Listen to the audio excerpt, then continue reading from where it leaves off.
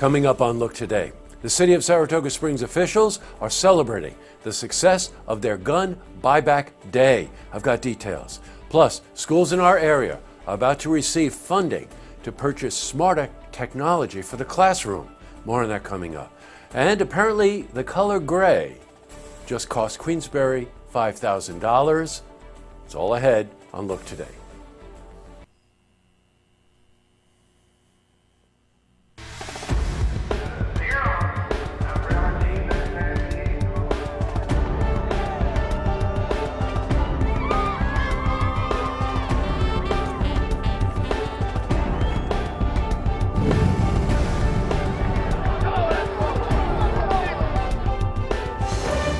Welcome everyone, I'm Jay Hood Jackson and this is Look Today.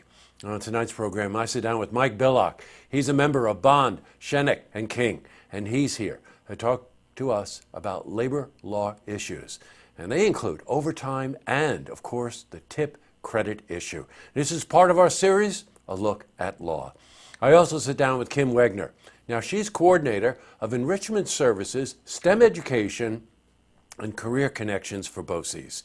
And she's here to talk with us about early college career and technical education programs. Plus, we've got your weather for the Tri-North counties, but first, these headline stories. Well, in our lead story, the City of Saratoga Springs officials are celebrating the success of their gun buyback day. Now, the event took place on Saturday at the Unitarian Universalist Congregation in Saratoga.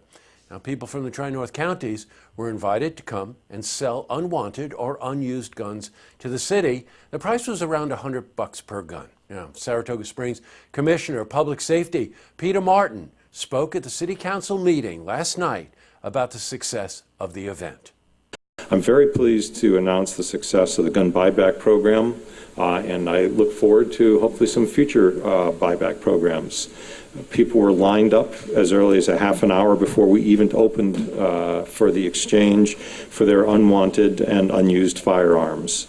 The final count included 16 shotguns, 32 rifles, 33 pistols, and 6 pellet guns. Nice going.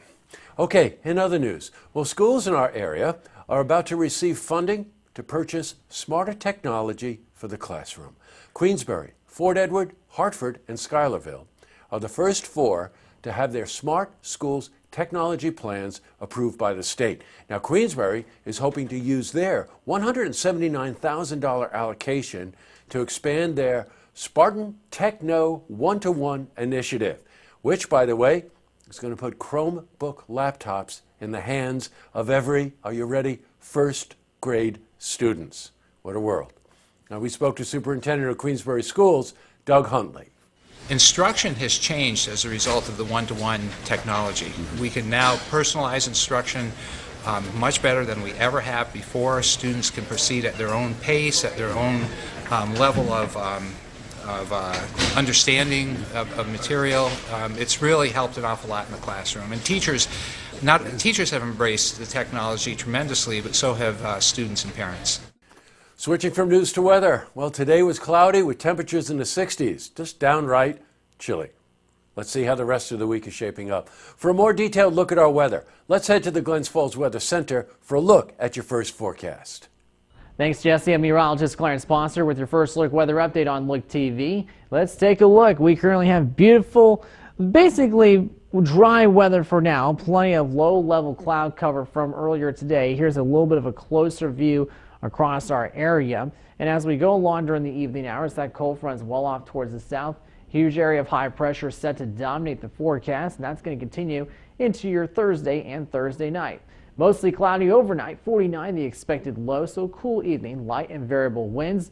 Then on the early morning hours, we'll have partial sunshine with temperatures in the lower to mid 50s, then upper 50s towards 9 a.m. We'll rise to only the lower 70s on Thursday with a southwest wind at 5 to 10 miles per hour. Your extended forecast shows a lot of 70s, and that's going to be the case through at least Monday of next week, with the warmest of those being Friday and Saturday with highs about 77. Lows will be generally lower 50s and plenty of dry weather throughout your entire extended forecast. So get out there and enjoy the beautiful, nice weather it has to offer across the Capital District. That was your weather update on First Look Weather on Look TV. I'm meteorologist Clarence Sponsor. Now I send it back to you, Jesse. Thanks very much, Clarence. Back to the news. Here's a good one. Well, the town of Queensbury is down $5,000 because of the color gray. Let me explain. In February, the town decided to purchase an electric car, a decision that came with a $5,000 rebate offer from the state. Now, the town wanted the car to be gray, a color the dealership did not have in stock and had to special order. Well, unfortunately, this delay has caused the town to miss the May 31st deadline to file for the rebate, so we will not be able to collect the money. Now, the town, by the way, should still earn credit for going green. Up next, I sit down with Mike Billock. He's a member of Bond, Shenik, and King, and he's here to talk with us about labor law issues such as overtime and the tip credit. Now, this is part of our series, A Look at Law. And I also sit down with Kim Wegner. She's coordinator of Enrichment Services, STEM Education, Career Connections for BOCES. And she's here to talk with us about early college career and technical education programs. First, if you see news happening, you want to share a story idea. How about join us for an interview?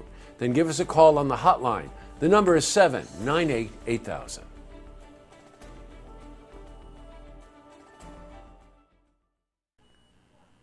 Well, that's all the time we have for this edition of Look Today. I've got a couple of lookouts for tonight.